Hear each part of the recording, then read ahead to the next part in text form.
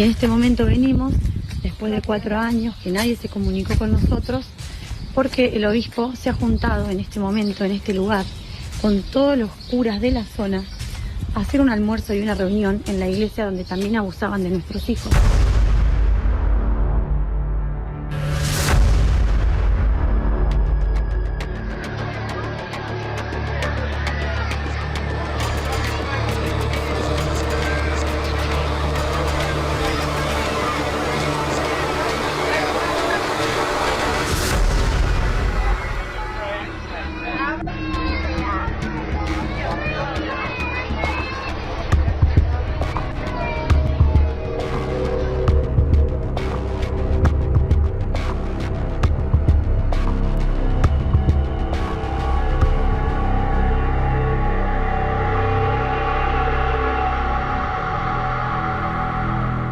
Lo que pasa que es una cuestión muy... no es tan clara, ¿eh? ¿No es tan clara? ¿Quieren las cámaras Gesell para ver cómo cuentan que en este lugar, por dónde entraban? Sí, pero la justicia tiene que decidir eso. Bueno, acaba de elevarse a juicio porque las pruebas son contundentes.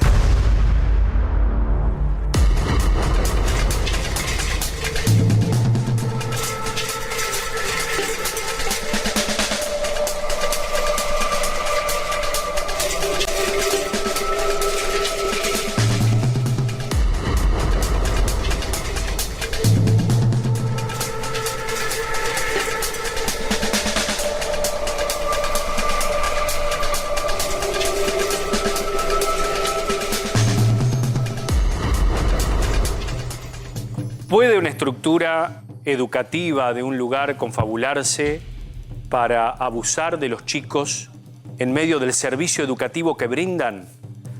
Los papás, cuando dejamos a los chicos en un colegio, estamos pensando que esa institución es una continuación de nuestros brazos, porque llega un momento, por el inexorable paso de la vida, que ya no tenemos imperio sobre los chicos, fundamentalmente porque los chicos se tienen que educar. Imagínense ustedes el dolor profundo de estos papás. Una causa que vamos a desarrollar en este programa que para nosotros es muy especial, porque hoy no está Paulo Vilouta en la conducción, porque en las últimas horas ha fallecido su mamá. Por eso el equipo del noticiero de A24 está aquí unido y le vamos a dedicar a Paulo el programa de hoy. Un fuerte abrazo, Paulo, y toda nuestra oración. Querido equipo, buenas tardes. ¿Cómo estás? Bueno, Martín, la verdad que nos traes un caso que es un horror y que llega a juicio oral. Sí, exactamente. El lunes comienza uno de los casos de abuso sexual a menores más horribles y más espeluznantes de los últimos tiempos. Sucedió en San Pedro, en un jardín de infantes. Hay 3 acusados, uno de ellos es el párroco de la iglesia que queda junto al jardín. Nos pudimos meter en el expediente. Les pido por favor que se queden a escuchar los testimonios. Testimonio de las madres, testimonio de los chicos en cámara Gesell y las conclusiones de la justicia. Insisto, el lunes comienza el juicio. Los detalles del expediente son realmente aberrantes, grotescos. Es una historia para escuchar y para entenderla. En un ratito nada más. Y aquí nos acompañan Ana Clara y también Carla, que son 2 mamás que ya están con nosotros. Bienvenidas, ¿eh? Gracias por acompañarnos. Gracias. Van a formar parte de este relato. Reiteramos que ustedes van a compartir aquí en el noticiero de A24. Javier Díaz tiene también más información. ¿Cómo te va, Javier? Hola, Mariano, ¿cómo te va? Buenas tardes. Bueno, y hoy les vamos a contar también... Las mafias chinas siguen entre nosotros, sí, exactamente. Y no solamente porque la policía, las policías en este caso han desbaratado varias bandas, sino porque se van reproduciendo y siguen actuando. Las mafias chinas, como saben ustedes, son integrantes de distintas tríadas o grupos en los cuales lo que persiguen es solamente el dinero. Les ofrecen protección, obligatoriamente, a cambio de 10.000 a 30.000 dólares a algunos supermercados. Vamos a contarte y vamos a mostrarte cómo fueron los allanamientos de la Policía Federal, qué es una tríada, cómo es la mafia china que ahora apareció también desde hace algún tiempo y que tiene las siglas AC, está castellanizado. Las siglas AC quieren decir Argentina, China. Vamos a mostrarte además qué es lo que tienen que colocar en las puertas los dueños de los supermercados para decir, este lugar está protegido. Y hoy en el noticiero vamos a hablar también seriamente del narcotráfico, porque Carlos Estrione nos trae realmente algo que nos eriza la piel. Ese costado que tienen los monos como una máquina de matar. ¿Cómo te va, Carlos? Mariano, gracias otra vez por la oportunidad. Sí, vamos a conocer hoy un audio para entender cómo se maneja y con qué impunidad se maneja la banda de los monos en Santa Fe, en Rosario más precisamente, porque está detenido, a ver, toda la cúpula de los monos está detenida y sin embargo desde la cárcel, en libertad, siguen manejando el narcotráfico, las extorsiones y los asesinatos por encargo. Hoy vamos a conocer un audio estremecedor.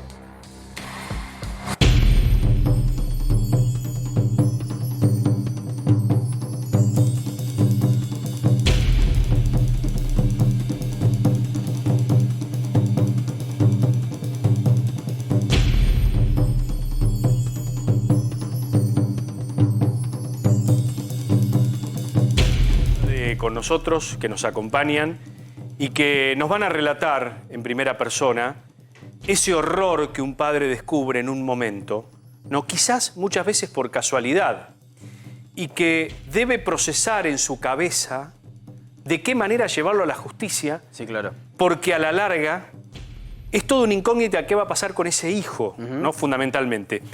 Martín Kandalaf, vos, Martín, has traído esta causa que ya llega a juicio oral. Exactamente. El lunes empieza el juicio oral, pero no es una causa más de abuso. Estamos hablando de abusos en un jardín de infantes, que lamentablemente en los últimos tiempos, semanas, meses, años, hemos escuchado varios de estos tipos de abusos sexuales que se dan dentro de un lugar donde los padres confían a sus hijos, ni más ni menos. Pero en este caso tiene un agravante que tiene que ver primero con que los tres acusados, que ahora les voy a presentar quiénes son, están en libertad, punto número 1. A pesar, insisto, de que están a punto de ser juzgados en un juicio oral. Llegan al juicio en libertad. Ellos esperaron desde la denuncia hasta la realización del juicio el proceso en libertad. No tuvieron ninguna medida de restricción. Sí, prácticamente. En algún momento sí, pero prácticamente el total en libertad. Y lo cierto también es que estamos hablando de que uno de los acusados es un cura, es un párroco, que está protegido de alguna manera por parte de la iglesia.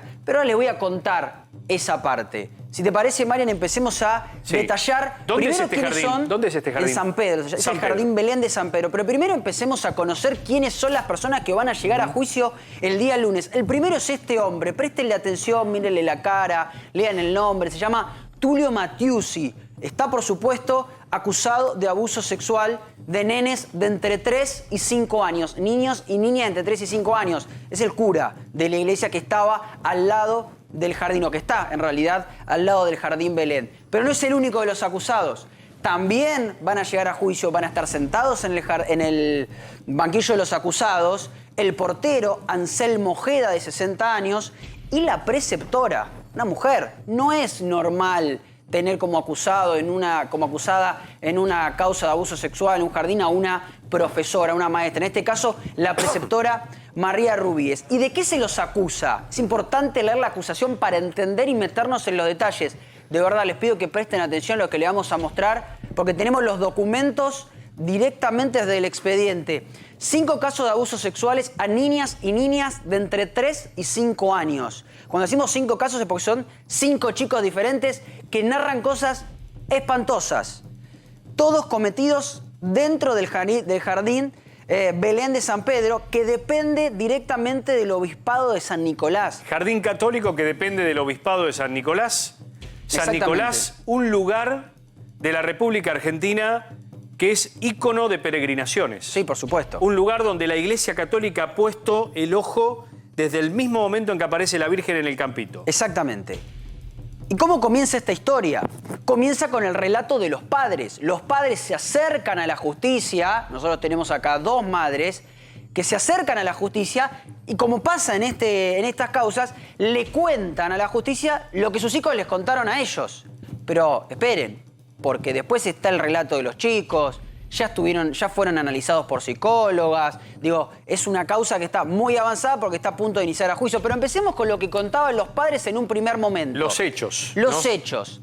Esto, insisto, documento sacado directamente del expediente. Una de las madres, no hace falta identificarla por supuesto, refirió que notó en su hija comportamientos no habituales, como por ejemplo encontrarla sentada sobre las piernas de su hermano Salvador mientras le hacía cosquillas en la cola. Es decir, los nenes empezaban a tener algún tipo de actitud sexual que no se concuerda para nada, por supuesto, con la edad que tienen. Ni siquiera con algún tipo de curiosidad por su cuerpo, ni nada por el estilo. Lean esta parte. También comenzó a tener miedo de ir al baño, porque le teme a los bichos. Y que cuando le consultó la madre a la nena cómo hacía para ir al baño en el jardín, la menor le dijo que siempre estaba presente Agustín. En realidad, cuando decía Agustín, se refería a Anselmo. Anselmo es el portero. ¿Qué hacía el portero acompañando a los chicos y a las nenas a que vayan al baño? No tiene mucho sentido. Un hombre acompañando a las nenas del jardín, ¿de qué edad esto? 3 y 5 años. 3 y 5 años. 3 y 5 Muy años. chiquititas. Muy chiquititas. El portero acompañándolos, una situación irregular. Pero van a ver cómo empiezan a llegar las pruebas y siguen acumulándose los testimonios. Fíjate lo que viene ahora porque también es importante remarcarlo y tiene que ver con otro testimonio de otra madre que refiere cosas aún peores. Dice que notó en varias oportunidades enrojecimiento en las zonas íntimas de su hija, las cuales vincula la concurrencia al jardín. Claro, la madre dice, le encuentro esto a mi hija cuando la reviso, y lo vincula directamente con lo que pasaba en el jardín, con lo que ella creía que pasaba en el jardín, y también un comportamiento agresivo cada vez que se refería a Tulio. Tulio es el cura, el sacerdote, el párroco que nosotros le mostrábamos al principio. Acá en el testimonio ingresa en escena ya el cura, que es el responsable del jardín. Exactamente. ¿No? Y actitudes de tipo sexual, ya que en algunas oportunidades le había tocado la cola a la madre y le apoyaba la cara y la movía.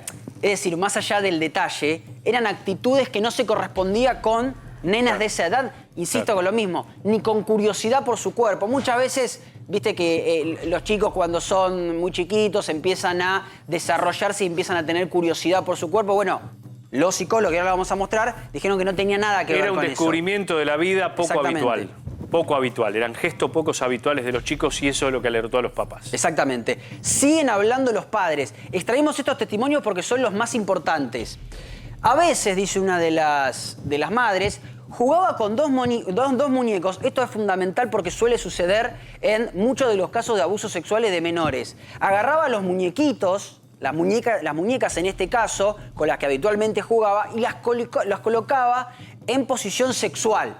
Como así también boca abajo y con un cuchillo, miren cómo le habían alterado la psiquis a los nenes, les realizaba cortes. A su vez, esto es lo que los padres contaron de lo que veían de sus hijos en testimonial, bajo juramento, mentira que es un delito, etcétera, etcétera. Le hizo saber que en el jardín, escuchen esto, había un señor muy malo, sin dar mayores precisiones vinculadas al hecho investigado, pero la nena le dice a la madre, en el jardín hay un señor muy malo. Menciona la nena que Anselmo, nuevamente Anselmo el portero, la acompañaba al baño y le limpiaba la cola. El portero, ¿qué tenía que hacer el portero yendo con las nenas y los nenes? Increíble. Y refiere que Tulio es el párroco, le pegó en los brazos, en la panza y le mordió el brazo y que la tocó en sus partes íntimas. Esto es lo que cuentan las madres de lo que dijeron los nenes. Con esto se encontró el fiscal de la zona de San Pedro y empieza la investigación. Que la investigación lo lleva a la cámara Gesell. Cámara Gesell en la cual terminan hablando los niños. Fíjense lo que dijo uno de los chiquitos de tan solo 4 años de edad. Cámara Gesell. Esto no es una declaración que le dijo al padre ya directamente ante profesionales. Le dice que antes iba al Jardín Belén, dice el nene, al cual por supuesto tapamos el nombre. Pero no fui más por lo que me hacían. Anselmo me tocaba la cola con la mano. En la sala estaba la señorita y los chicos. Esto también forma parte del expediente. Que los abusos sexuales a una determinada cantidad de nenes, 5, se hacían con los otros nenes como testigos. Así de perversa era la situación. También mencionó al padre Tulio. Fíjate cómo los nombres se empiezan a repetir. Anselmo y Tulio. Quien también le hacía lo mismo. Es decir, le tocaba la cola delante de todos. que otros compañeritos también resultaron víctimas de lo que hacía este hombre y el padre Tulio. O sea, los dos, el portero y el cura.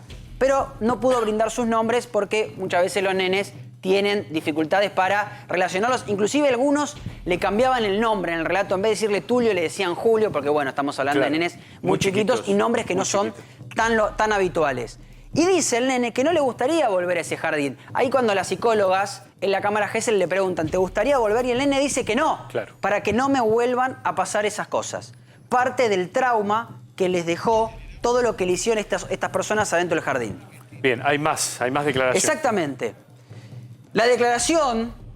En la declaración, refiere que al momento de la entrevista iba al jardín, pero que antes, iba a un jardín, pero que antes iba a otro jardín, que no se acordaba el nombre, pero era el Jardín Belén. Y explicó que tanto ella como otros nenes le hacían cosquillitas en la cola. Se refiere a la tercera imputada, que era la preceptora.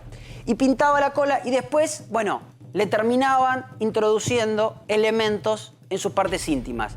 Esta parte, la verdad, que prácticamente no se puede leer en televisión. No podemos de leer lo en televisión. grotesco que es. Sí, lo que no nos explicamos a este punto es que estos tres sujetos estén en libertad. Con esto no se entiende. Ya con leer esto no entendemos... La verdad, yo no sé si la justicia es idiota, si la justicia realmente es ciega como el símbolo de la justicia, que en realidad es ciega para ser ecuánime. Exactamente. Pero esto realmente es... Ya con esto no se entiende cómo puede ser que estén en libertad. Pero seguimos repasando el expediente. Manifiesta que iba al jardín, que antes iba a otro, llamado Belén, en el que estaba Tulio, dice este nene que declara, insisto, en cámara Gesell, frente a profesionales que saben cómo pedirle a los nenes que hagan el relato, con muñequitos y demás para que se sientan cómodos, a quien describe como un señor grande, Tulio, el párroco, que le pegaba en la parte íntima cuando estaban en la iglesia. Si bien, dice el fiscal, no describen las partes íntimas, la señala en su cuerpo poniendo sus manos en los genitales. Es decir, el nene no decía el nombre de la parte íntima, sino que directamente la señalaba con sus manos, tanto de adelante como de atrás. Luego, en el desarrollo de la entrevista, y esta es la parte importante de las cámaras Gesell, el nene juega con los dos muñecos que le dan las psicopedagogas y uno de ellos le pegaba al otro porque le había tocado en sus partes íntimas, en la vagina, en la pochola, decían los nenes, que es una terminología muy típica en los nenes y en las sobre todo en las nenas cuando son chiquitos. Es contundente la pericia. La pericia es... Contundente la pericia de cámara Gesell y contundente el testimonio de los chicos. Ahora, recién estábamos leyendo los testimonios de los padres, los testimonios de las madres, los testimonios de los nenes. En el expediente también está esto, que son los dibujos que hicieron los nenes. Dibujos que son absolutamente elocuentes y que la justicia los incorpora al expediente. Porque estos dibujos tienen, entre otras cosas, hombres con su miembro viril erecto, por decirlo de la manera más elegante posible. Estos dibujos fueron clave para la justicia y acá los tenemos, donde son muy claros. No vale la pena exponerlos tan abiertamente, obviamente, pero son muy claros. Uno ve que son cuestiones que simulan formas realmente ligadas a los genitales y demás. La verdad que, por donde se lo mire, este caso es un horror. Es un horror. Lo que no nos explicamos, insisto con esto, es que estos sujetos estén en libertad, estos tres sujetos. Estos tres sujetos. Que además actuaban, hay semiplena prueba porque llegan al juicio oral procesados, de que actuaban juntos. Avanzamos con una pericia más. A ver, hasta ahora les contamos lo que decían los padres, lo que decían los nenes, y uno puede decir del otro lado, bueno, quizás están mintiendo. Puede ser que estén todos mintiendo, que se confabulen todos. Puede ser, es muy difícil, pero suponete que decimos, bueno, se confabulan todos. Bueno, lean esta parte del expediente con nosotros, donde la pericia psicológica oficial dice que todos los niños presentan indicadores de ASI. ASI es abuso sexual infantil. Y esta es la parte más importante. Siendo concluyentes los peritos en indicar la espontaneidad y veracidad de los relatos. Lo que, en correlación con lo expresado por los menores en cámara Gesell, da un marco, dice el fiscal, fáctico en relación a la real existencia de los hechos delictivos. ¿Qué es lo que te está diciendo acá el fiscal? Los psicólogos que analizaron a los chicos en cámara Gesell dicen que no mienten, que los relatos son veraces, que no fabulan, que no inventan, que tienen un correlato, que está bien lo que cuentan y más adelante dice en otra parte del expediente que cuentan cosas que no tendrían por qué saber, que forman parte de un desarrollo sexual que llega con muchos años más adelante, no entre los 3 y los 5 años como terminan estos nenes. Claro, clarísimo. ¿Tenemos alguna parte más del expediente para seguir analizando? Lo último que tiene que ver con lo que veníamos mencionando, que los 3 acusados llegan al juicio oral en libertad. Es decir, el lunes van a ingresar a la sala de audiencias estando en libertad. ¿Y por qué sucede esto? ¿Por qué sucede esto? Porque el fiscal entiende que una perito oficial dijo que no existió penetración. Pero ¿qué pasa? Esa perito que dice que no existió penetración, por lo tanto él saca el agravante del abuso sexual con acceso carnal. ¿Y el lápiz? Y por eso lo dijo, bueno, y por eso lo deja en libertad. Lo que dice esta perito, dice que no existió la penetración, pero ella no los revisó. Ella se valió de evidencia que ya habían recolectado otros profesionales para dar su dictamen. Por eso resulta un tanto irregular, pero igualmente el fiscal tomó eso y finalmente terminó acusando por otra situación y lo dejó pero acá libres está grabado, hasta juicios. acá está grabado por su condición de ser maestros y responsables. Exactamente. Simple agravado. Es decir, el 119 agravado. Sí, claro. ¿No? Si son delitos profundamente graves. Aberrantes. Aberrantes, pero además porque se trata de niños que van al jardín. Sí. La verdad que es contundente el expediente, es contundente. Sí, es impresionante realmente, pero esto es lo que pasó, insistimos, en el jardín Belén de San Pedro, e inclusive fue tanta la indignación de los padres que cuando se enteraron que los 3 estaban en libertad, fueron a buscarlos. ¿A buscarlo a dónde? ¿A dónde? A una sede de la iglesia donde ellos creían, y tenían razón, estaban protegiendo a uno de los párrocos acusados. ¿Así lo escracharon entonces? A ver. En 2017 hicimos la primera denuncia, Jardín Belén de San Pedro, y en este momento venimos, después de 4 años, que nadie se comunicó con nosotros, porque el obispo se ha juntado en este momento, en este lugar, con todos los curas de la zona, a hacer un almuerzo y una reunión en la iglesia donde también abusaban de nuestros hijos. Como por ejemplo, los niños decían, entrábamos por la puerta donde arriba estaba la campana. En este momento acabamos de tocar timbre. Estamos acá, a ver si en la casa del Señor nos reciben. Hola, ¿qué tal? ¿Cómo va? ¿Qué? Porque usted en 4 años no se comunicó con nosotros. Y yo quisiera saber si el Papa dijo que cuál era el protocolo que se hacía cuando los niños podían ser víctimas de abuso en un lugar religioso. ¿Cuál era el protocolo que había que cumplir? ¿Usted lo cumplió?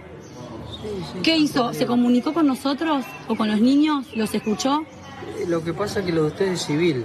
Civil, penal, se acaba de elevar a juicio, ¿cómo va a ser civil? Sí, penal, sí. ¿A ustedes lo que les preocupa? Responsable. Mínimamente, estamos esperando que nos llame todavía. Que llamen a los víctimas, a los padres de las víctimas. Lo que pasa es que es una cuestión muy... no es tan clara, ¿eh? ¿No es tan clara? ¿Quiere las cámaras Gesell para ver cómo cuentan que en este lugar, por dónde entraban? Sí, pero la justicia tiene que decidir eso. Bueno, acaba de elevarse a juicio porque las pruebas son contundentes. Bueno, hay uno de ellos que está con domiciliaria, que en este caso es el preceptor de San Anselmo. Ana Clara, mamá, y Carla, otra mamá. Vamos a preservar sus apellidos para no contribuir a la revictimización. Qué dolor, ¿no? ¿Cuánto hace que afrontan este calvario? 4 años y medio. 4 años. Ya. Y el dolor, sí. Y vemos esto y es como que de vuelta, ¿no? Como que uno trata de ir viviendo y hasta olvidando ciertas cosas para poder funcionar, pero cuando volvés a verlo, y ahora el lunes que vamos al juicio, estamos muy nerviosos, estamos muy esperanzados de que haya justicia alguna vez con este tipo de casos, que sabemos que es muy difícil, donde a nosotros ni se nos ocurría poder pensar que podía llegar, cuando apenas empezaron a hablar, a relatar las cosas que relataron, que inclusive después, cuando relataron cosas en cámara Gesell, nosotros quedamos como no. Nada, destruidos y son años que hace ya 2017, diciembre de 2017, por lo cual van siendo muchos años donde uno está cansado también porque van habiendo palos en la rueda y donde queremos que la verdad de nuestros hijos salga a la luz y se condene y quienes sean responsables, ¿no?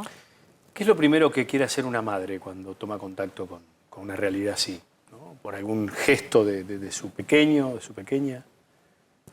En mi caso particular, por lo menos estaba muy en el aire, no entendía, creo que funcioné un poco y el primer año sobre todo de la causa era como que iba, porque lo tenía que hacer y lo primero era preservar a mi hija y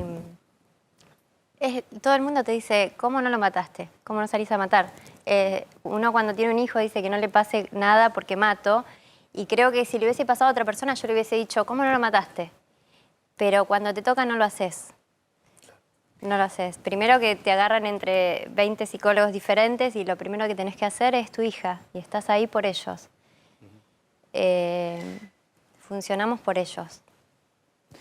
Sí, y esto que dice Anita, ¿no? Es como que lo primero que funciona es, somos personas de bien y lo que queríamos, lo mejor que nos podía haber pasado es que esto no sea cierto, ¿no es cierto? Claro. Es muy difícil poder ir procesando toda esta situación, como bien vos decías también, pero ellos te van hablando de manera tan cruel, tan clara, sus actitudes eran tan tremendas que no hay forma de no creerle un hijo, ¿no? Entonces cuando dicen que nosotros inventamos esto, que hay 3 imputados, no hay cabeza normal que se le pueda ocurrir inventar semejante cosa que no la hemos visto ni siquiera en la realidad de ningún lado, ¿no? Porque eran 3 adultos abusando de niños, de grupo de niños.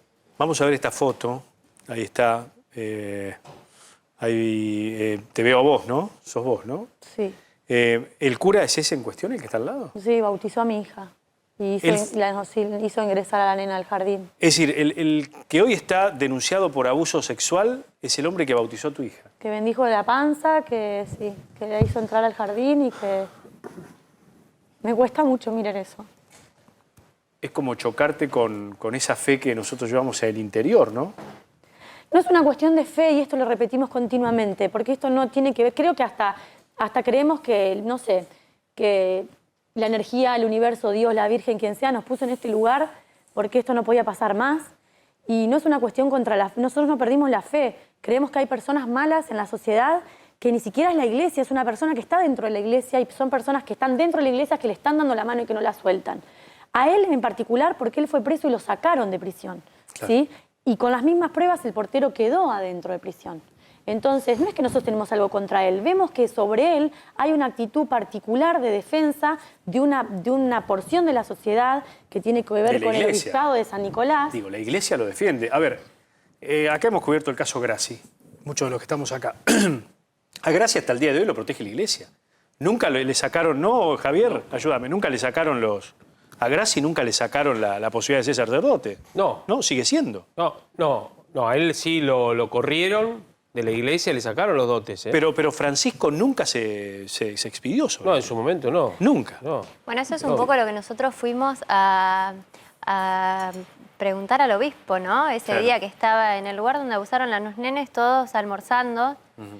¿Y qué pasó en estos 4 años? Estamos esperando todavía que se contacten con las víctimas. ¿Y el obispo qué les dijo cuando le plantearon esto? Está ahí claramente en el video. Nos dijo, ¿Está ahí? Sí, nos dijo que nosotros le creíamos, nosotros nos presentamos, dijimos quiénes éramos, estaba ella, estaba el papá de una de las nenas, estaba yo filmando, porque la verdad que en ese momento la filmación nos protegía y nos protegió muchísimo, porque se pudo ver quiénes realmente eran los que estaban haciendo, y él dijo que nosotros decidíamos creerle a la denunciante. Y en ese momento le digo, somos nosotros los denunciantes, soy yo la denunciante, son nuestros hijos los que hablaron. Ah, sos vos, dice tal persona. Entonces, realmente acá nosotros le dijimos, no podés dudar. Lo tienen viviendo con ellos, le pagan los honorarios de los abogados, tenemos los escritos donde están corroborados por él, firmado.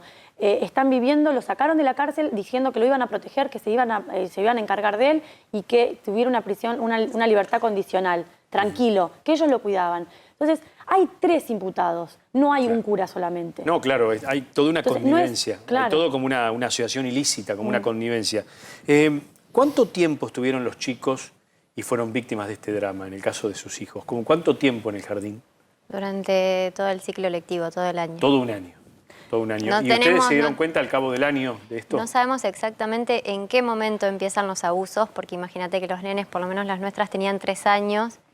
Entonces, primero que todo esto que ustedes hicieron el resumen, fueron meses que los nenes empezaron a hablar. Fueron después de empezar a sentirse protegidos, después de ver que los sacamos de ese lugar. No es que los nenes se sentaron y dijeron, a mí me pasó esto, el cura me hizo esto. Fue todo un proceso. Por eso ahí también tu pregunta, ¿cómo fue? Tampoco queríamos creer que no había pasado. Entonces dijimos, hay un posible abuso y se fue investigando. Sí, y la verdad que fue súper complejo, ¿no? Porque te encontrás con... Bueno, en el caso particular mío, la nena a la semana empezó a tener manifestaciones de ingresar al jardín. Había venido con una personalidad, de un jardín maternal perfecto, una adaptación bárbara, y cuando ingresa a este jardín, a la semana empezó a perder control de esfínteres, inclusive yo tengo un cuadernito donde anotaba todos sus hitos del desarrollo y ponía, hoy hiciste esto, hoy tal cosa, hoy aquello. Y cuando ingresó al jardín tengo anotado que digo, no entiendo por qué lloras tanto, con tanto terror, porque me llama mucho, o sea, tengo anotado como que me llamaba mucho la atención, ya va a pasar, ya te vas a adaptar. Pero yo le iba escribiendo un libro para que cuando sea grande lo lea. O la nena se orinaba. Sí, se hacían caca y pis encima. Claro, se orinaba. Algunas veces los padres dicen, bueno, estará un poco nervioso la adaptación. Sí, claro. No, uno a veces minimiza esas claro cuestiones, que sí. ¿no? Por eso pasó todo el ciclo lectivo, por lo menos en nuestro caso era salita de 3. Hay otro de los nenes que estaba más avanzado, ya era salita de 4, salita de 5, me parece, los que denuncia. O sea que transitó más tiempo. Pero en el caso nuestro fue un ciclo lectivo donde, en el caso de mi hija, en noviembre logra poner en palabras, en un juego, mientras yo estaba sentada, logra poner en palabras lo que le estaba pasando en el jardín. Con muñecos y hablando, haciendo que yo escuche, pero sin decírmelo directamente, elabora un juego y cuenta. Y a partir de ahí se va, hablamos con el jardín se hizo desentendido totalmente y ahí empezamos a hacer consultas con psicólogas especializadas y ahí logra empezar a hablar y a contar todo lo que le pasaba. Ana Clara, Carla, gracias por vuestra presencia aquí en A24. Estamos con ustedes y esperemos que la justicia sea sabia. Tan sabia como fueron esos chicos de darse cuenta que algo estaba mal en el crecimiento, el normal crecimiento. Muchas gracias. Gracias por cuidarlos también. Rápidamente, más información en A24. Al Chaco, resistencia a la reaparición de Cristina Fernández, honoris causa de la universidad local. Habla, mucha expectativa por su discurso. La escuchamos. Docentes, investigadores, alumnos, alumnas. Bueno, ¿qué otra cosa que en primer término agradecer profundamente esta distinción? La verdad que te escuchaba recién, te voy a tutear porque sos muy joven, muy joven.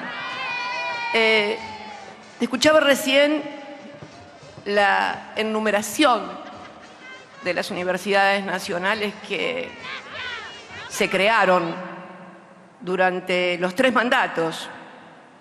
Yo siempre hablo de 3 mandatos.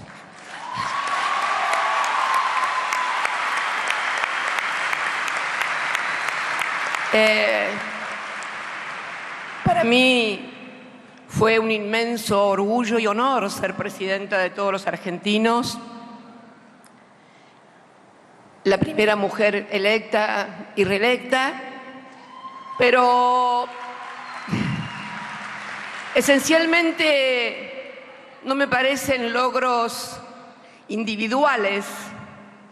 Al contrario, me sentí y me sentiré siempre parte de un proyecto colectivo que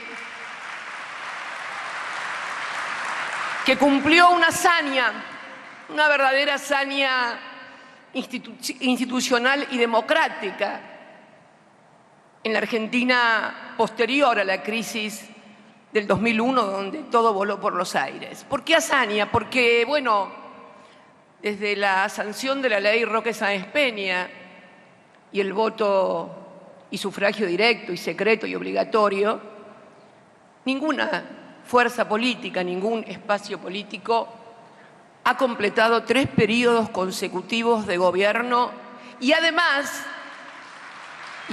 porque eso para mí fue también lo más importante, que al cabo de esos 3 años o 3 periodos, esa caja de resonancias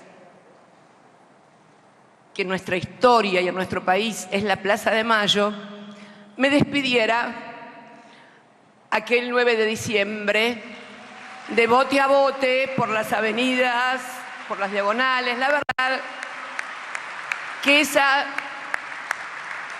es la mejor medalla, y no significa desprecio a la suya, rector, es la mejor medalla que quien ha abrazado la militancia política y en el peronismo puede aspirar en su vida. Pero antes de iniciar la charla magistral, quisiera también un poco rescatar esto que dijo el rector. Esta universidad federal, como tantísimas otras, como las tantísimas otras que inauguramos también en el conurbano bonaerense.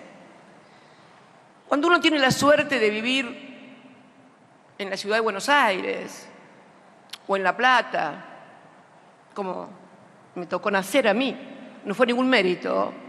Nacer en una familia y en un lugar no es mérito, no forma parte de la meritocracia. Tiene que ver con el azar, la vida, la suerte y la genética.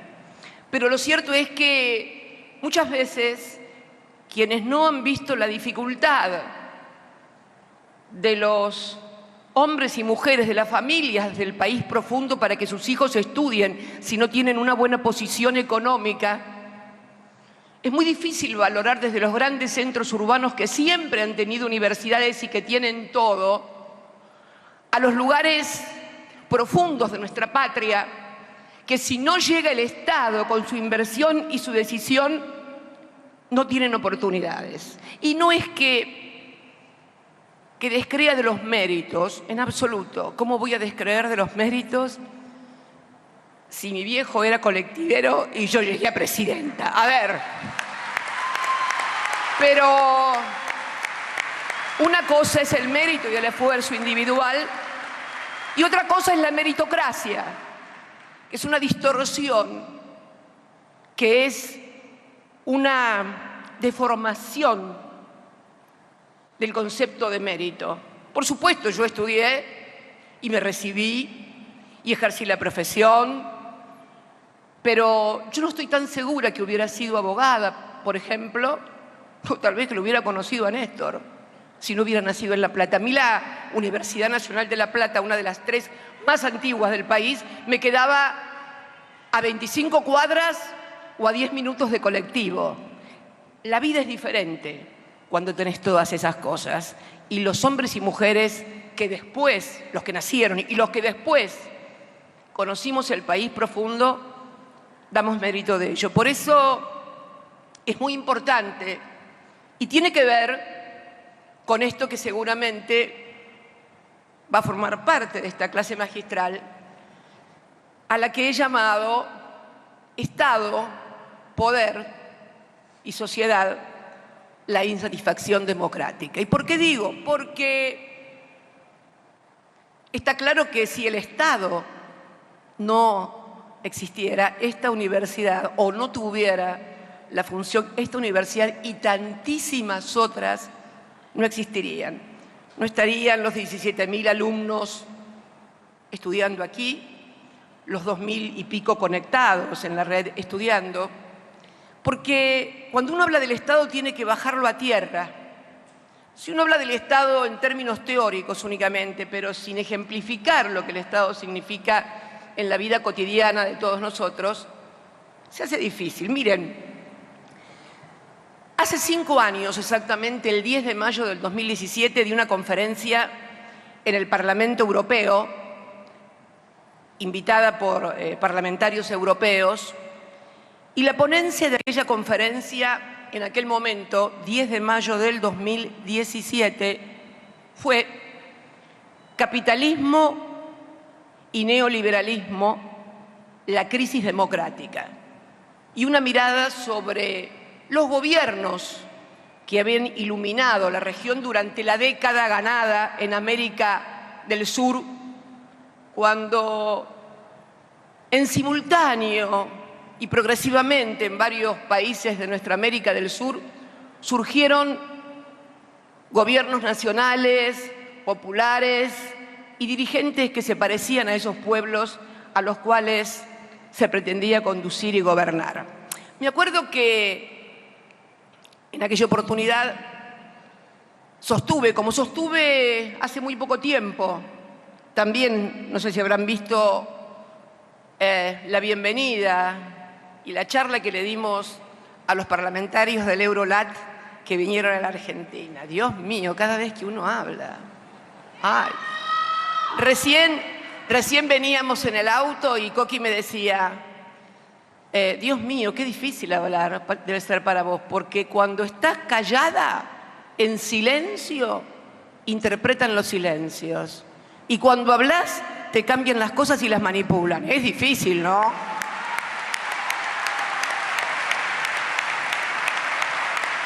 Pero bueno. Y habíamos hablado en aquella oportunidad del capitalismo, que lo volví a repetir en la conferencia del Eurolat, de ese capitalismo que está claro que ya no es un sistema político ni ideológico. Yo creo que el capitalismo se ha independizado de la ideología.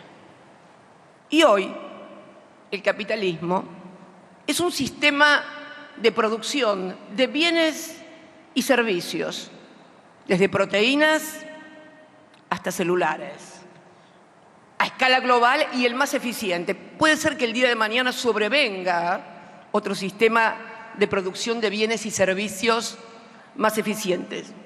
No pareciera que alguien estuviera alumbrando esa posibilidad, pero nunca hay que desfallecer. Las utopías siempre son buenas para todos.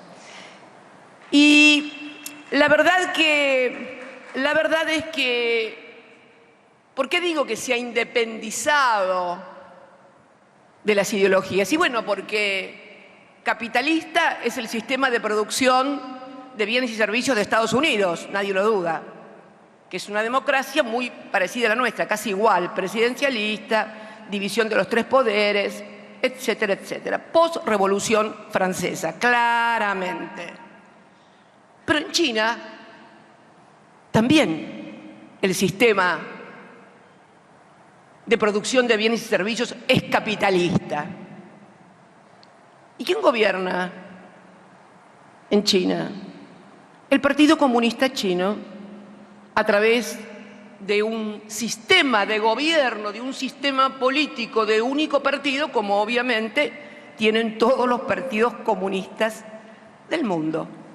Con lo cual, esto de que cuando uno tiene ideas acerca de la justicia social, de la distribución del ingreso, que es zurdo o comunista, por favor, encuentren una mejor argumentación, porque eso se terminó. Eso se terminó. El capitalismo, y es más, voy a decir algo que seguramente mañana me vale un titular: Cristina levantó al Partido Comunista Chino. Acuérdense, es más, si yo dijera en términos de eficiencia de un sistema capitalista para incluir trabajadores, o sea, para incluir al sistema de producción capitalista, gente diría que hoy el más exitoso es el de China. A ver, en 70 años no se registra en la historia del capitalismo mundial alguien que haya incorporado la cantidad de hombres y mujeres a un proceso de producción capitalista de bienes y servicios de la entidad que le ha llevado China adelante. Miren, cuando estuve con el presidente Xi Jinping la última vez que viajamos a China, siendo todavía presidenta, le dije: notable. Aquí en el año 50, cuando gobernaba el peronismo, para nosotros el capitalismo de Estado no, como peronistas, el capitalismo de Estado para nosotros no es ninguna novedad, pero siempre, bueno, siempre tiene más buena prensa las categorías de pensamiento si son europeas. Las nacionales populares casi son gronchas, ¿no? Las cabecitas negras. No. Entonces, le decía: mire, presidente, porque estaban vendiendo trenes y locomotoras, los trenes y locomotoras que tiene la República Argentina de última tecnología, que no es solamente tecnología china, Siemens, Nokia, porque cuando van a invertir a China tienen que hacer transferencia de tecnología. Y le decía: fíjese lo que son las cosas. Cuando Perón gobernaba la Argentina en los años 50, Mao llegaba en el 49 a Beijing. En la Argentina producíamos aviones, locomotoras, y en China hambrunas. 70 años después, los que nos venden locomotoras son ellos, y los que nos quieren vender aviones también. ¿Qué pasó? ¿Qué pasó? Y la verdad que cuando vio que hay una cosa como un latiguillo, ¿no? Porque las inversiones solamente van a lugares donde hay seguridad jurídica, donde esté la división de los tres poderes, donde todo... Bueno, hola, ¿qué tal? Las mayores inversiones de las últimas décadas de las empresas globalizadas de todo el mundo, telecomunicaciones y de todo tipo, se dan en China. Entonces, hay una segunda conclusión. El capitalismo va a donde gana plata y a donde le conviene. No es una cuestión de ideologías, ni de posiciones internacionales, ni nada. Me parece que es una segunda conclusión a tomar en cuenta. Pero yo decía en aquella conferencia de Europa, y que lo retomé nuevamente en Eurolat, que el avance de la desigualdad, que la carencia de instrumentos por parte de los estados nacionales para dar cuenta de las nuevas realidades y de los nuevos actores sociales, económicos, mediáticos, tecnológicos, etcétera, etcétera, estaban poniendo en crisis la democracia. ¿Por qué? Porque, bueno, nuestro sistema de gobierno es un sistema de gobierno que se ideó con la Revolución Francesa. O sea, cuando cae el Ancien Régime, hasta ese momento lo importante era la monarquía, la nobleza, el clero y el ejército. Ahí cae el Ancien Régime y se produce la Revolución Francesa, 1789, como todos saben. Y ahí se diseña un nuevo Estado que representaba a la totalidad de lo que en esos momentos era la sociedad. ¿Por qué la totalidad? Porque desplazado el Ancien Régime y las antiguas instituciones monárquicas, surge el pueblo representado en la asamblea, surge también un poder judicial, en Europa de carácter parlamentario, en América más tarde de carácter presidencialista, pero esta institucionalidad data de 1789, cuando no existía el auto, cuando no existía la penicilina. Bueno, podría estar... Tengan en cuenta una cosa. El otro día charlábamos con Pilar del Río, la viuda de José Saramago, y Pilar me decía, pero imagínate, Cristina, me decía, hoy el 85% de los que han hecho descubrimientos en investigación, descubridores, tomado desde la época de la rueda, del fuego y de todo lo que se inventó, están vivos. Esto revela el salto tecnológico sin precedentes y también el surgimiento de nuevos poderes por arriba de los estados nacionales, supranacionales, con conectividades, con intereses, desde monopolios, desde oligopolios, desde fondos de inversión que con un apretar el enter cambian de un país a otro y producen una devaluación y millones que pasan a la miseria, y así podríamos enumerar.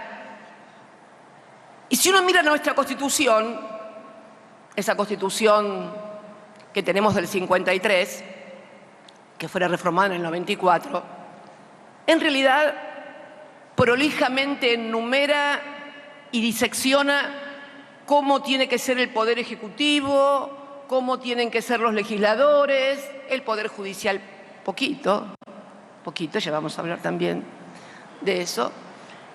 O sea, hay una regulación perfecta,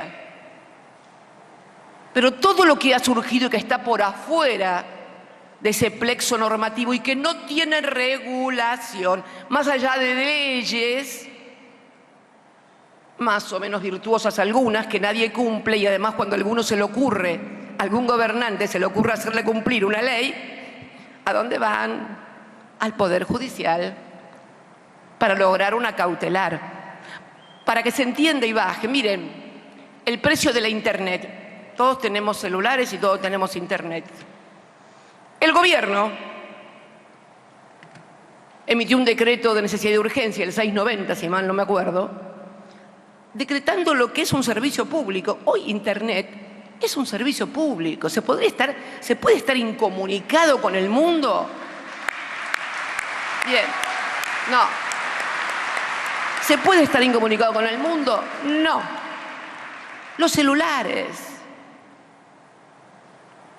Y decretó la Internet como servicio público. Bien, cautelar, derecho cautelar de vieja data, lo sufrí mucho durante las 2 presidencias, y todavía duerme el sueño de los justos en la Corte. Sin embargo, todos los meses te revientan la cabeza aumentando el precio de la Internet. No solamente de la Internet, vamos a hablar también de otras cosas. Porque si fuera la Internet nada más... Bueno, ¿qué quiero decir con esto? Que hoy los estados carecen de instrumentos adecuados y apropiados para dar respuesta a las múltiples necesidades que tiene la sociedad. Yo hablaba de la crisis democrática. Y además, también es inevitable la profunda concentración cada vez más acentuada de la riqueza en todo el planeta. Miren,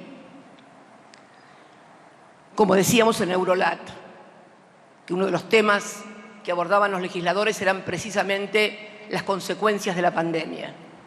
Si algo demostró la pandemia es que el discurso neoliberal o liberal, como mejor les guste, de que el Estado molesta y no sirve, quedó demostrado en toda su ineficiencia. Si estamos vivos todavía, es porque hubieron estados que intervinieron y pusieron plata en los laboratorios para que investigaran y fabricaran vacunas. A ver, todos los gobiernos del planeta pusieron plata en los laboratorios para descubrir las vacunas. Los hospitales, los médicos, ¿qué les voy a contar? Lo vivimos todos.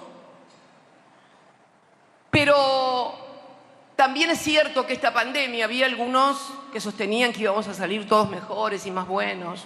Bueno, yo no creo nunca en esas cosas. Yo creo que de estas cosas siempre se va para atrás. Y además creo que nadie se vuelve de repente bueno ni generoso únicamente porque pasó una pandemia. Es mi humilde y tal vez escéptica opinión acerca de la condición humana, de la que todos somos partícipes. No es que haya buenos y malos, ya lo dije en Malvinas, cuando estaba Luis Leiva. ¿Dónde estás, Luis Leiva? Acá, ahí te veo. ¿Cómo estás? Esto no es un problema de buenos y malos.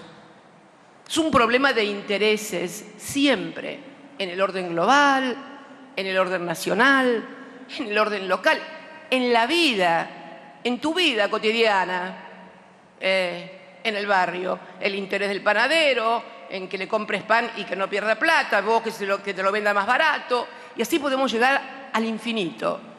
No tenemos que tenerle miedo a la palabra intereses. Los que nos quieren presentar todo como maravilloso y divino es para que no nos demos cuenta que hay intereses.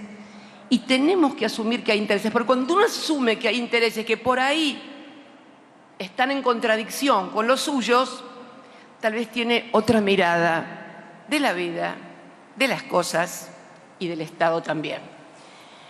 Entonces, creo que, así como planteábamos allá en Europa, fíjense, en Europa, en ese momento, hace 5 años, yo había dejado de ser presidenta hacía 2, y una vez más el neoliberalismo, a través del macrismo, había llegado a la presidencia de la nación. En ese momento todavía no había llegado el Fondo Monetario Internacional. Increíble, ¿no? Hace 5 años todavía no estaba el fondo. Sí habían procedido a ser el país en todo el planeta que más deuda tomó en todo el año 2016 y 2017. Tanta deuda tomaron, que cuando los que se la prestaron, no es que se dieron cuenta, siempre supieron que en algún momento tenían que hacer el carry trade y volar con las reservas del Banco Central para afuera, siempre lo supieron. Además siempre cuentan con una información mucho mejor que la que podemos contar los simples mortales. Todavía no había surgido el Fondo Monetario Internacional. Sí había habido tarifazos, sí había habido 2 potentes devaluaciones. El ministro de Economía que asumió en el 2016 el 2015, sostenía que en realidad todos los precios de la economía no estaban con el dólar que fijaba el Banco Central. No estaban a 9,74. Estaban ¿a qué dólar? Al blue, que estaba 16. Gran brecha había también. Gran brecha. O sea, cuando hay brecha hay que saber también administrar. Pero bueno, ya vamos a hablar de eso. Y sostenía, no, hacemos la devaluación, quedamos muy competitivos para la exportación y no va a haber traslado los precios porque ya está el dólar blue. Papito, mamita. Se vino una devaluación que obviamente se transfirió a los precios, como no puede ser de otra manera. Por lo menos en una Argentina y en una economía bimonetaria de la que también vamos a hablar un poquito más adelante. Y me acuerdo que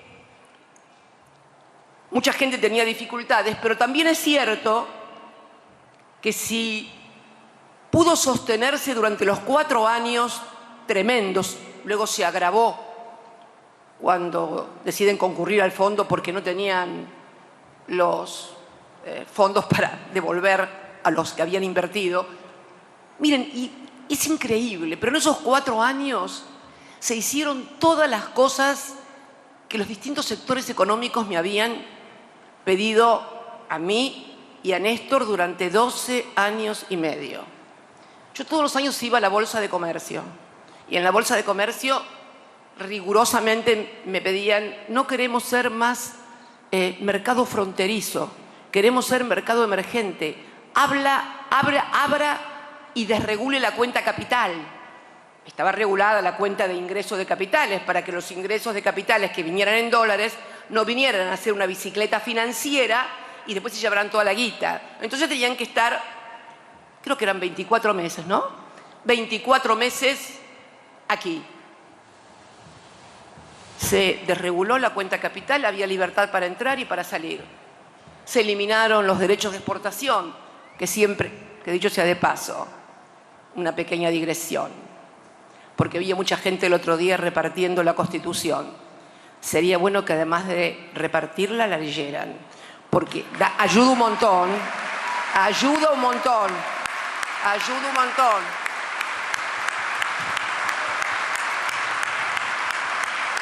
El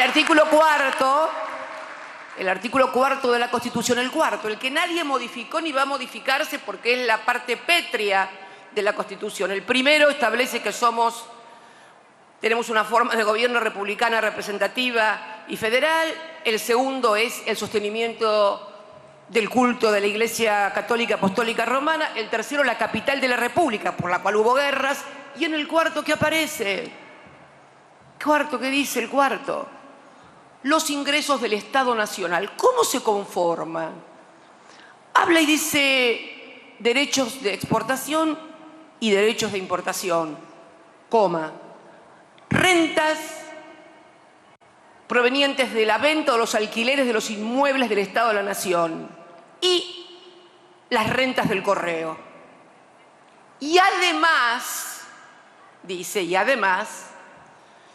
todas aquellas contribuciones que Equitativa y legalmente se establezca el Congreso de la Nación. O sea, separa toda la parte de impuestos, de tributos, que obviamente no son atributos del Poder Ejecutivo, sino del Congreso de la Nación. Ese es Alberdi. Ese es Alberdi. Y le voy a decir algo, seguramente me va a valer algunas críticas, pero no importa. Pero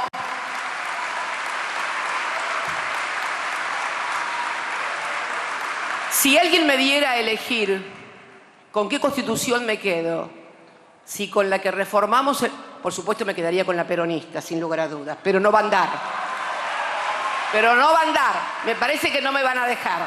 Me parece que no voy a tener quórum para la peronista, pero que es la que preferiría, obviamente. Pero si tengo que elegir entre la que se reformó en el 94, y aclaro, fui convencional constituyente junto con Néstor Kirchner.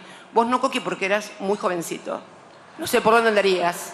No, porque muchos gobernadores fueron constitucionales. Es más, de los 4 miembros de la Corte actual, 2 fueron convencionales constituyentes.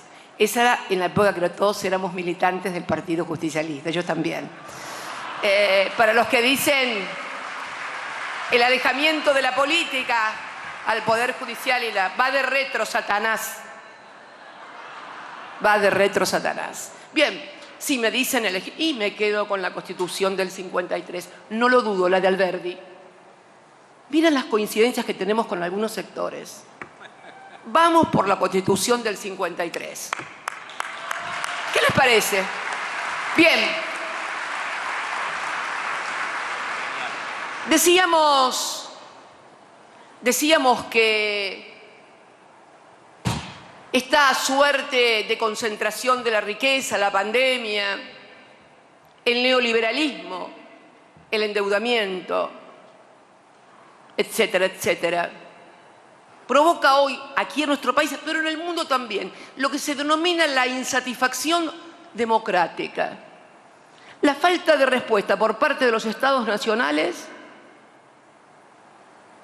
a las distintas demandas de las sociedades.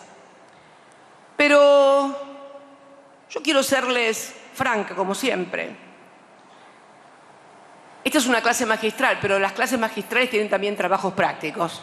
¿Sí?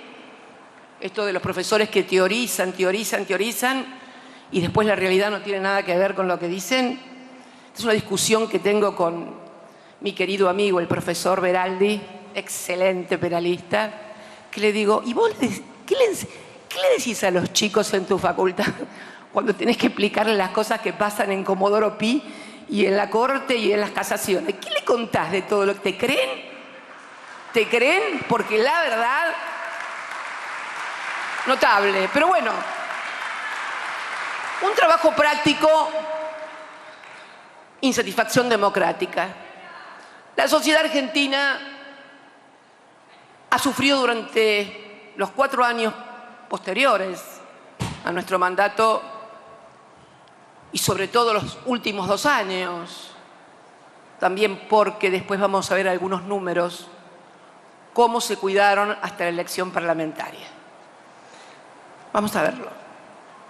Porque he traído algunos números para desmistificar esto de lo que se está discutiendo hoy en la Argentina, la inflación.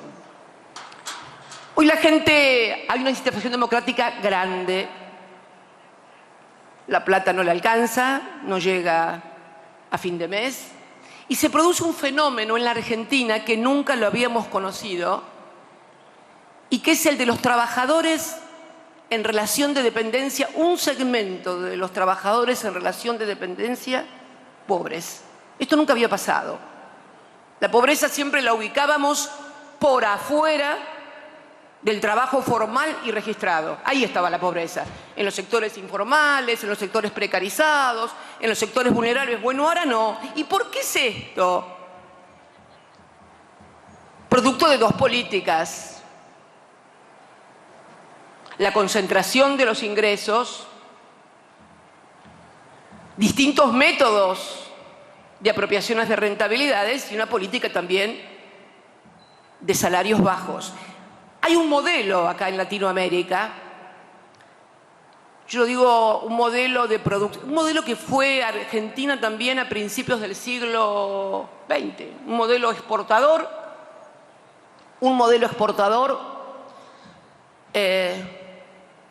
de producción con bajos salarios. No voy a hacer nombres de países hermanos, pero todos sabemos que hay economías de esta naturaleza. Ahora bien, si uno tiene y ha decidido ser un modelo de producción y de exportación con bajos salarios, tenemos que tener dólares en el Banco Central, porque esta fue la característica del modelo exportador de principios de siglo. Ahora, si soy de exportación y producción, si además tengo bajos salarios y además me faltan dólares, bueno, hay que revisar algunas cosas porque algo, alguien o algunos están fallando. Esto es una de las claves de hoy de la insatisfacción democrática. Y quiero, con la sinceridad con la que siempre he hablado, qué buenos dolores de cabeza me ha traído, por cierto, pero gracias, querido. Pero lo cierto es que si hoy esta insatisfacción democrática y vemos a la sociedad, ¿qué está mirando la sociedad? Por ejemplo, a su Estado, al Estado en sus tres poderes, Poder Judicial, el Parlamento, el Poder Ejecutivo. Bueno, vamos a empezar por, ayer hubo una movilización en Buenos Aires pidiendo la democratización de la justicia. ¿Y qué ve? Y ve una corte de 4 personas que decide sobre la vida, la libertad y el patrimonio de todos los argentinos, que 2 de ellas entraron en clara violación al mandato constitucional, que después el peronismo subsanó porque tenía mayoría absoluta en la Cámara de Senadores para conformar los 2/3, se lo solucionó. A ver, porque siempre se carga sobre la política, que esta es la otra cuestión. Estamos hablando del Estado, ¿no? Y de la sociedad. El título era Estado, Poder y Sociedad, la insatisfacción democrática. Cuando hay insatisfacción democrática, ¿dónde mira la gente? Al Estado, a los 3 poderes. Bueno, vea esta Corte que además exhumó una causa después de 16 años, declaró después de la vigencia de una ley durante 16 años. 16 años son 4 periodos constitucionales, son 4 elecciones presidenciales y son 8 parlamentarias. Bueno, después de todo eso, esta ley, la del Consejo de la Magistratura, fue declarada inconstitucional, pero no se detuvo ahí, la resucitó. Juan Lázaro, levántate, la resucitó. Nunca se vio algo igual. Pero además, todo esto había precedido a una forma muy, diría, decepcionante para lo que la comunidad o la sociedad puede esperar de una corte, donde un presidente se termina votando a sí mismo porque ni siquiera reunía la cantidad 4 y se termina votando a sí mismo, y producto de que se termina votando a sí mismo y posteriormente se declara inconstitucional la ley, termina presidente del Consejo de la Magistratura. ¿De qué? De un nuevo consejo que el Parlamento había derogado. Es una ley que yo impulsé, una reforma que yo impulsé del Consejo de la Magistratura. Me persigue. Ustedes saben que a mí me echaron del bloque de senadores en el año 1997, me expulsaron, primera, única y última expulsión de cualquier bloque, expulsión por no querer votar aquel proyecto que hoy está vigente de vuelta del Consejo de la Magistratura. Me expulsaron. Bien, no importa. Entonces, después, y este nuevo Consejo tiene 20 miembros. El que habíamos reformado tenía 13. 13 lo llevaron a 20, pero cuando alguien propone ampliar una corte para hacerla federal y para que haya más gente que pueda decidir sobre cosas tan importantes, pero ¿cómo? ¿Para qué quieren más números? ¿Pero cómo? El Consejo de la Magistratura, que está solamente para seleccionar y sancionar jueces, lo llevan de 13 a 20, y la Corte, que decide sobre la vida, el patrimonio y la libertad de los 45 millones de habitantes, la integran solo 4 personas y eso está fantástico. ¿No será que al poder le conviene poquitos para poder apretar y mandarle tapitas de diario? Creo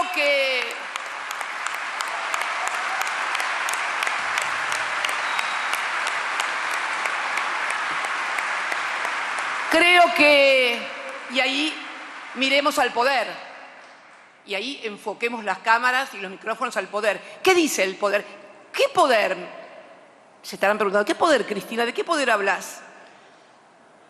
Del poder económico, concentrado y mediático. Hoy no hay poder en ninguna parte del mundo que no esté definitivamente asociado a lo mediático para crear sentido común y hacerle creer a la gente cosas que no son. Esto no se lo voy a contar, lo vemos todos los días en todas partes, desde las redes sociales, desde los grandes medios de comunicación. Hoy, cuando se habla de poder acá, en la Argentina, en el mundo, se habla de un poder económico, mediático, concentrado. Pero en la Argentina, ese poder mediático está más concentrado que en ninguna otra parte del planeta. Bien, ¿cómo presenta entonces el poder a la sociedad esta visión de una parte del Estado? Ah, no. Dice, Cristina quiere imponer los números de la Corte, el kirchnerismo o el peronismo o como mejor. O sea, presentan como lo que es malo, lo que en realidad, bueno, es bueno. Y presentan como muy bueno y que hay que defender a rajatabla que 4 personas decidan sobre la vida de todos nosotros. Y crean sentido común en esa orientación. Y el Parlamento, bueno, si hoy esta sociedad con tantos problemas, no llega a fin de mes, no le alcanza la guita, no tiene laburo, no puede pagar el alquiler, los alimentos y las cosas le aumentan todos los días, mira al otro poder del Estado, al Parlamento.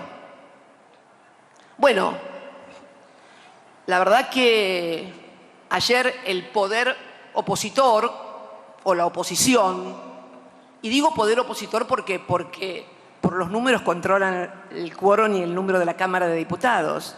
¿Cuál era la preocupación de la oposición que fue gobierno hasta el 10 de diciembre del 2019, frente a este escenario que vivimos los argentinos y que sufren tanto argentinos y argentinas? Boleta electrónica.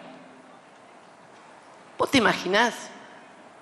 Alguien que no tiene laburo, que todavía no le trataron la ley de alquileres, que le cobran cualquier cosa. Y estos tipos, ¿en qué están? La boleta electrónica que yo diría, boleta única que yo diría boleta oculta, porque es un pedazo de papel con una cantidad tremenda de partidos donde solo se conoce el primer candidato. Mirá vos, qué lindo. Una boleta donde vos votás una lista de diputados cual si fuera una ristra de chorizos o de ajos, pero no sabés si hay chorizos, si hay ajos. No sabés. Este es el problema. Ayer una diputada creo que hablaba y decía que el prófugo de Montevideo era segundo en la lista. No se hubiera enterado nadie. A ver, votamos.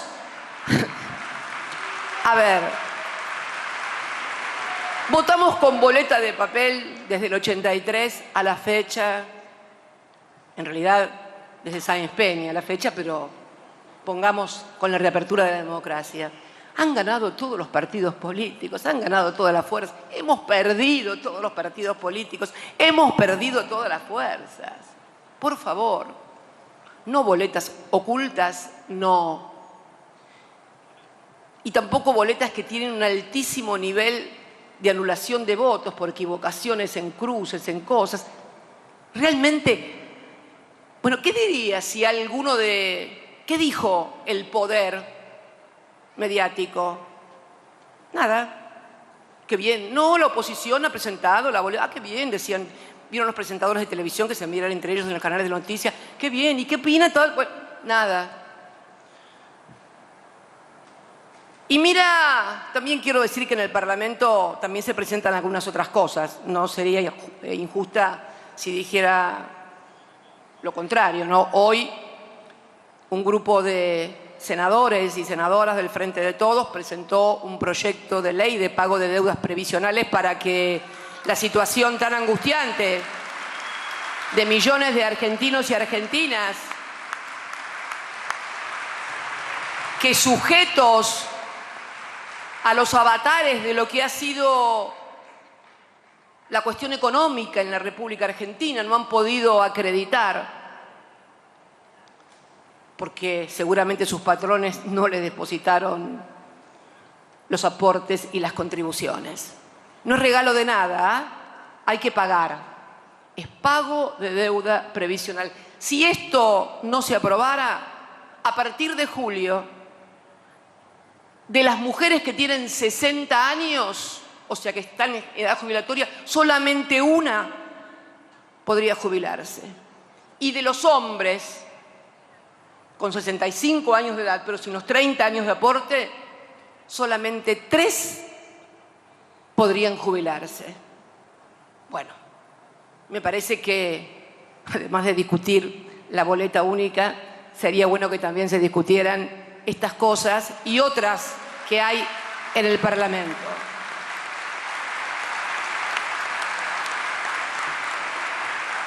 Ahora bien, seguramente cualquiera de los que nos está viendo dice, bueno, pero señora, usted habló del Estado y habló del Poder Judicial y habló del Poder Legislativo. ¿Y por casa cómo andamos? Me dice, o sea, por el Poder Ejecutivo. Es obvio que la vicepresidenta integra el Poder Ejecutivo, preside el Senado, pero es parte del Ejecutivo. Y bueno, frente a eso, también desde el Poder y los medios de comunicación, se plantea que hay una pelea en el Poder Ejecutivo. Ustedes saben que busqué la palabra pelea. ¿Se acuerdan de aquel programa de aquel profesor de la Facultad de Derecho que tenía un programa estupendo y que cuando iba a desarrollar sus ideas filosóficas y políticas, primero abordaba etimológicamente el significado de cada palabra? ¿Se acuerdan? Se llamaba Hora Clave el programa. Bien. A mí me gusta mucho eso de la etimología de las palabras. ¿Saben por qué? Porque cada palabra tiene un significado y un simbolismo y crea sentido común en cada uno de los que le escuchan. Pelea. Y me fui, porque ya no tenés que ni subirte a la biblioteca, lo pones acá. Pelea, gente que se agrede físicamente, claro. O practica un deporte bajo reglas determinadas, pero a los golpes. Boxeo, claro. Deporte que personalmente mi padre era fanático, pero a mí no me gusta. Entonces pelea, ¿qué es pelea? Se están pegando, se están golpeando. No hay posibilidades de que haya algo bueno en una pelea. Pelea. Yo no le pegué a nadie, a mí tampoco me pegó nadie, así que lo que está pasando en el Poder Ejecutivo, pelea, no es. Veamos. Veamos.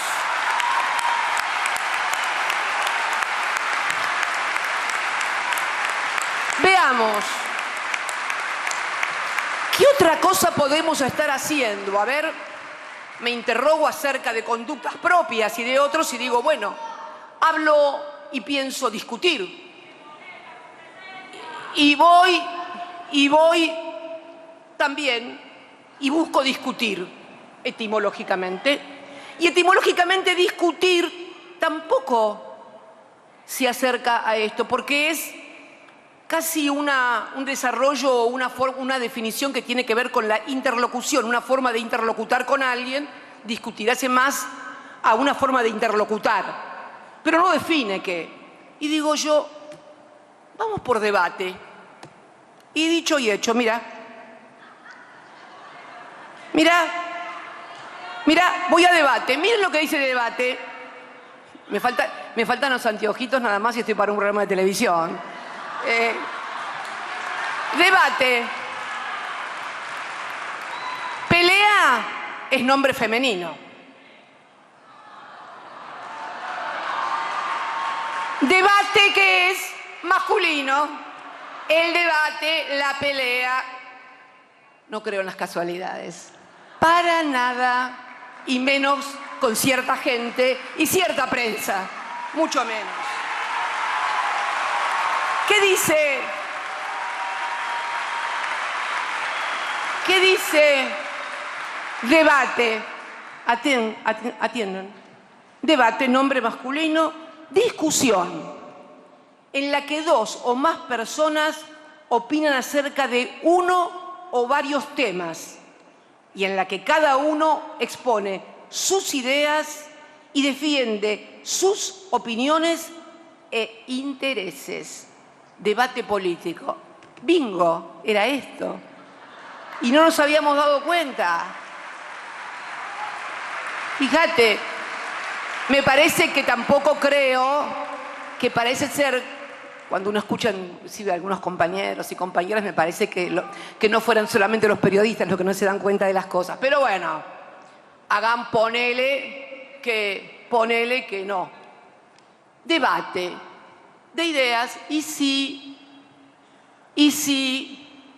pero no hay. Pelea no hay, y sí hay debate de ideas. ¿De qué ideas? Primero, de las que hablé toda mi vida y de las que cumplí cuando goberné. Pero además, ahora también. Porque yo me acuerdo que el 18 de diciembre del 2020, en La Plata, ante la entrega de viviendas del gobernador Axel Kicillof, fuimos a un acto muy lindo en el Estadio Único. Ahí estaba el presidente de la Cámara, el entonces presidente del bloque de diputados del Frente de Todos, estaba Verónica, Axel, bueno, hablaron todos y yo, por supuesto, el presidente en último término, yo antes que él, y antes que hablara yo hice uso de la palabra el presidente de la Cámara de Diputados, que anunció que en el 2021 íbamos a tener un gran crecimiento. Yo más que crecimiento le llamo recuperación porque habíamos tenido una pérdida muy grande, una caída tremenda de 9 puntos, si mal no recuerdo, del producto en el 2020, producto de la pandemia, y él pronosticó y acertó un gran crecimiento. Y me acuerdo que me tocó hablar a mí después. Y dije, pero ojo, si hay un gran crecimiento, que no tengo ninguna duda que lo va a haber, que no lo aprovechen 4 vivos, que tenemos que alinear,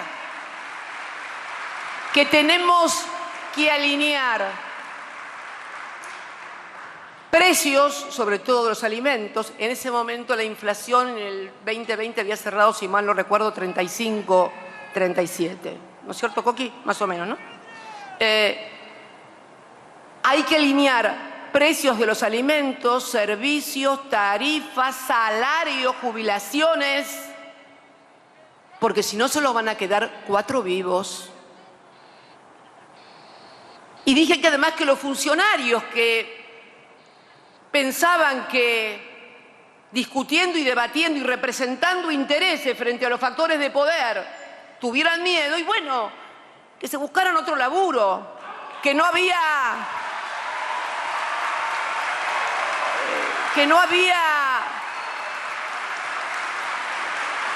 Pero lo dije en el 2020,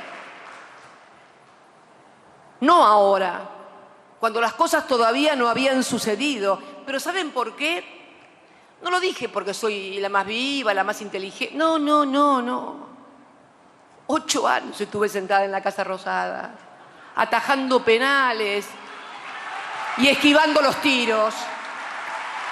Cuando hablo, no es un ejercicio diletante o académico, para nada. Y entonces, cuando uno ve que por ahí también titulan pelea o cuestiones personales o no, enojado, siempre tratan, ¿ustedes se dieron cuenta de una cosa? Siempre tratan de asociarme a las malas emociones. Está enojada, no habla, no hace esto, es mala, es mala, es mala, es mala. Y la verdad que miren, tengo muchísimos defectos, pero nunca decido las cosas a través de mis hormonas, sino de mis neuronas.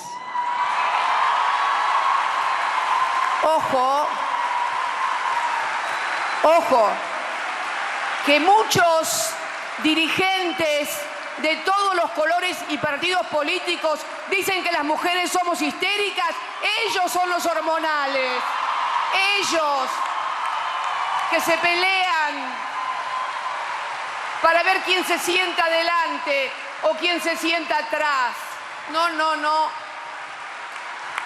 No, no, no. Siempre he decidido de esa manera y no podía ser de otra manera. O disputas de poder. Escuché que alguien también lo calificó como disputas de poder. Bien, veamos. Poder. Poder. Qué bueno. Hice la definición de poder en el Eurolat. Dije que el poder es eso que cuando una persona toma una decisión, esa decisión es acatada por el conjunto. Eso es tener poder. Lo otro puede ser hablar, enojar, en fin. En unos días más se cumplen, el 18 de mayo, el día del censo, se cumplen 3 años de aquel video en el cual le comuniqué a argentinos y argentinas, a compañeros y compañeras, la decisión que había adoptado. A ver, si fuera una disputa de poder, bueno, no sé, si hubiera elegido, qué sé yo, suponte al presidente del Frente Renovador, que venía de un partido político, de haber sido candidato a presidente, que tiene una fuerza con legisladores, con gobernadores, o a Daer de la CGT, no sé, o a Emilio Pérsico de los movimientos sociales. Eso, bueno, una disputa de poder, pero elegí a una persona que hoy es presidente, que no representaba ninguna fuerza política de las que conformaba el Frente, pero que además me había criticado duramente desde el año 2008 hasta ese momento. ¿Alguien piensa que yo puedo decidir las cosas por enojo, por una cuestión de poder? Porque además de esa decisión política, a la que no considero, como dicen algunos compañeros, erróneamente generosa. No. Fue inteligente. Muy bien, compañera. Las mujeres. Vamos las mujeres. Vamos las mujeres. Fue un acto inteligente. Sí fue una acción generosa, creo que quien resultó electo presidente con el voto de la ciudadanía pudiera decidir libremente quién era su gabinete económico, todos los hombres y mujeres de ese gabinete económico y la mayoría, yo te digo, Es más, una cosa que... Voy a cometer una infidencia. ¿Otra? Una infidencia que creo que ya se ha publicado en algún lado. Yo me acuerdo que el presidente quería llevar de jefe de gabinete a Guado de Pedro, a quien hoy es ministro del Interior. Y yo la verdad que le dije, no, mira, Guado fue un excelente funcionario mío, fue secretario general, sucediéndolo acá a Oscar Parrilli, el coautor del Bicentenario junto conmigo, pero me parece que le falta y me parece que tal vez en el Ministerio del Interior pueda ayudar más. Y la verdad que a la luz de los acontecimientos no me equivoqué.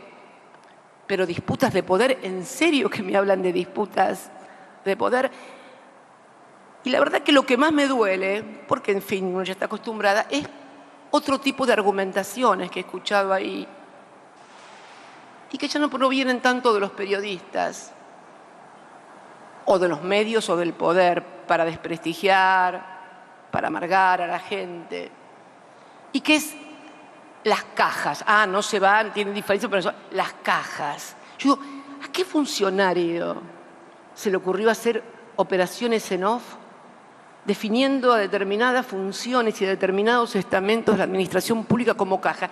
Esa idea tienen acerca de la función pública, pero miren, otra infidencia para desmistificar, porque a quien se acusa de estas cosas no es a mí, no. A quien se acusa de estas cosas son a organizaciones políticas, lo voy a decir con nombre y apellido, a la Cámpora, las cajas, y repiten periodistas, programas de televisión, monocordemente y otros en off. Conmigo nunca van a tener el problema de lo off. Yo hablo y vivo en on. Toda mi vida voy a vivir en on. En on. Lo que digo, lo sostengo, le pongo la cara, el cuero y la firma. Siempre fui así.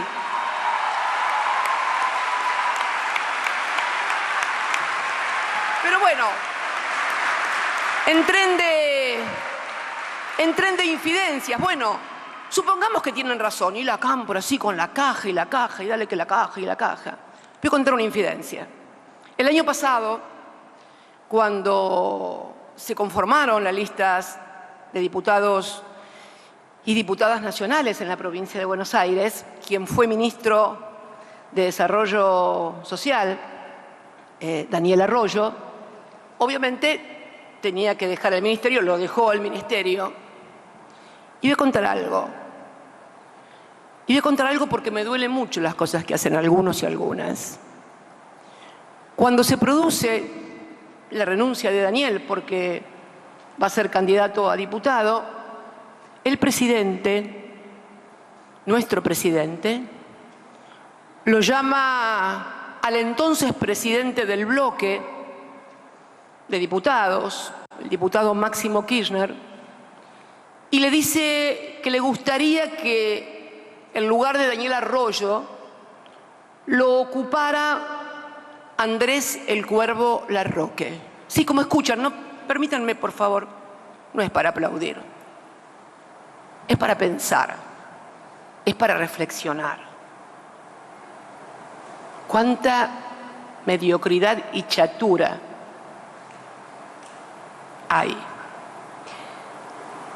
¿Y qué le dijo Ministerio de Desarrollo Social? Casi 1,5 millones de planes. La tarjeta alimentar. Empiecen a sumar. Fíjense las cosas que dicen acerca de los planes, de lo que cobran, de esto, de lo otro. ¿Qué le dijo el diputado Kirchner? Diputado Kirchner, acusado por propios y extraños de que es la Cámpora la que cuida las cajas, le dijo, no, al Cuervo déjalo mejor, lo voy a dejar mejor ayudándolo a Axel, que siga en la provincia junto a Axel, que necesita que lo ayuden. Y vos ponelo a Juanchi, le dijo. ¿Quién es Juanchi? El actual ministro, Juan José Zabaleta, entonces intendente de Hurlingham, provincia de Buenos Aires, hoy con licencia, desempeñándose en el Ministerio de Desarrollo Social. Entonces, me parece que algunos y algunas deberían revisar editoriales y también comportamientos y conductas. Un ministerio de los que más presupuesto tiene y más manejo de dinero tiene, no, que vaya otro compañero. Y creo que son importantes conocer estas cosas porque si no cunde el desánimo en compañeros, en compañeras, en militantes, en esos pibes jóvenes que se tatúan a Perón o a Evita en el brazo, o la imagen, sí, también, y también a Néstor, sí, también. Y la verdad que es muy indignante todo esto, pero bueno, vamos a los temas de la gente también, porque estos también son temas de la gente, porque ¿qué pasa cuando la gente escucha y lee estas cosas? Termina abominando de los políticos. Por supuesto, el aparato reproductor mediático siempre carga mucho más o sea, si dice que los políticos son todos tal cosa, los peronistas y los kirchneristas, los peores. Y entonces, el avance de la política es retroceso para atrás todo el tiempo y temor. Los dirigentes políticos tienen temor a imaginar cambios, a imaginar cosas diferentes a las que estamos viviendo. ¿Y cómo no van a tener miedo? Si a los que cambiaron, por ejemplo, el sistema de jubilaciones, yo me preguntaba hoy cuando los escuchaba a los senadores y a las senadoras presentar el tema del pago de deuda previsional, me preguntaba, ¿qué sería hoy de los adultos mayores en la República Argentina si no hubiéramos recuperado las AFJP? ¿Qué sería? ¿Dónde estarían? ¿Con qué recursos afrontaríamos jubilaciones, pensiones mínimas, AUH, Progresar, Procrear? ¿Con qué recursos? Con ninguno. Si habían llevado 12.000 millones de dólares de comisiones los CEOs y ejecutivos de la CFJ, ¿cómo no me van a querer matar a mí y a todo lo que se me acerque? Esto lo tengo claro. Y para eso cuentan, bueno, con el Partido Judicial. No es un tema que vaya a hablar hoy el Laura, porque les cuento un secreto. Esta semana que viene estaba invitada a dar una conferencia también magistral en Marruecos, en una convención de... No puedo ir. De juristas sobre derecho penal y derechos humanos, que la verdad me interesaba mucho porque era la clase o la conferencia inaugural magistral que tenía que dar para inaugurar, bueno, como era el jueves 12 y el presidente también tiene que viajar el lunes a Europa, obviamente no podía ir, no podíamos estar ambos afuera. Pero algún día vamos a hablar de Partido Judicial, de lawfare. A mí me interesa hoy hablar de algo más concreto, aunque la gente debería preocuparse más por estas cosas, porque los derechos de ellos a tener internet más barato, a que nadie les judicialice determinadas cosas, debería ser más interesante. Pero no importa, hoy el principal problema, como siempre es la economía. Porque desde la democracia para acá, uno cuando vivíamos en dictadura, obviamente lo importante era otras cosas, era la vida, era lo que pasaba, era la democracia. Por eso sintonizó también el presidente Alfonsín cuando nos habló de la democracia y la vida, allá por 1983. Pero hoy la situación de la gente en cuanto a que no llega a fin de mes, a los bajos salarios, a la inflación que no se detiene. Hoy leía y escuchaba que los laboratorios han modificado el precio de los medicamentos durante el mes 2 veces. Porque no solamente se produce el aumento de los no regulados, de los comida, de la ropa, también el de los regulados, la prepaga, los colegios. Y me acuerdo que también en el año 2020, 2 meses antes de lo que dije de la concentración del ingreso, publiqué un documento el 27 de octubre con motivo de los 10 años de lo de Néstor y del primer año de nuestro gobierno. ¿Y qué dije? Entre muchas otras cosas,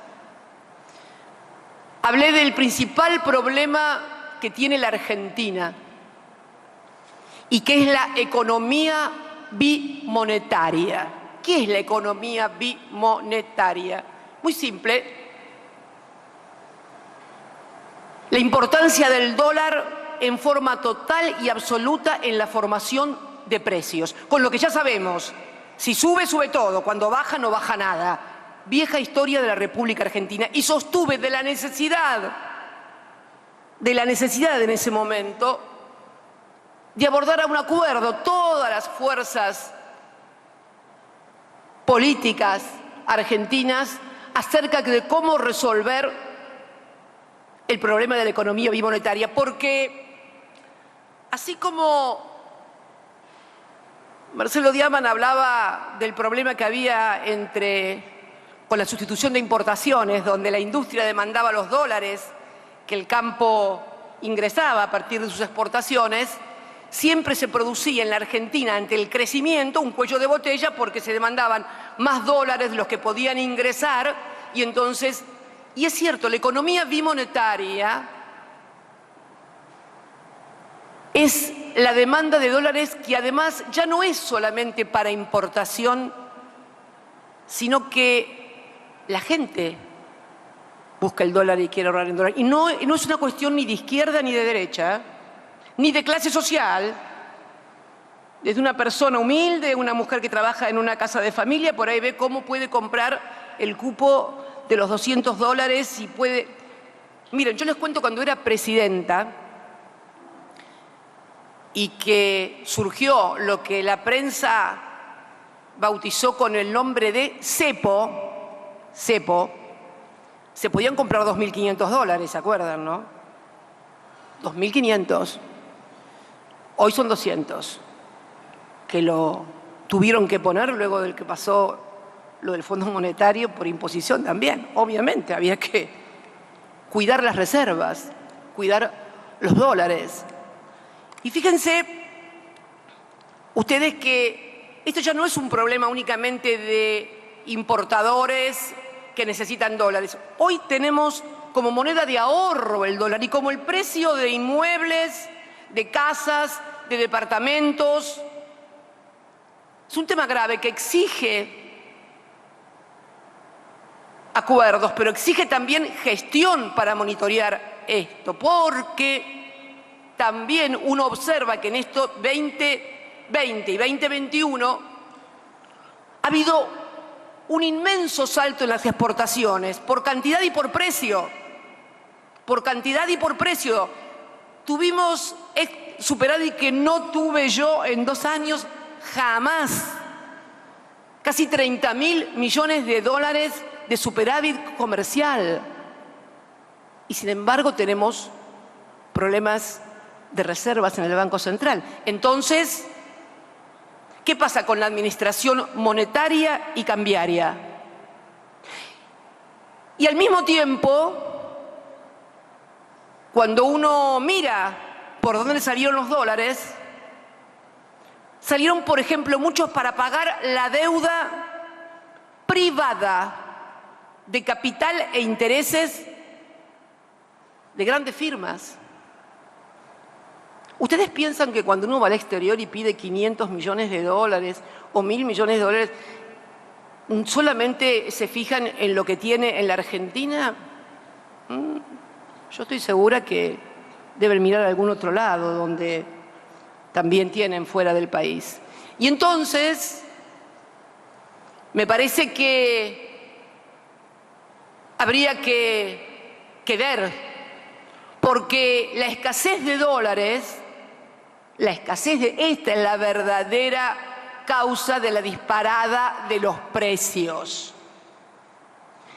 Y la fijación de todos los costos y de los márgenes de rentabilidad y ganancia fijando el dólar. Fíjense una cosa, ¿vieron que les dicen a todos que la inflación es por la emisión? Ustedes lo habrán escuchado, ¿no? Vieron que hacen inclusive la maniobra de la maquinita, van a los programas de televisión y dicen, no, hay inflación porque le dieron a la maquinita y hacen todo. Periodistas, invitados, economistas, todos dicen, emisión, bien. Me fui al Banco Central a ver los agregados monetarios entre el 2015 y el 2021.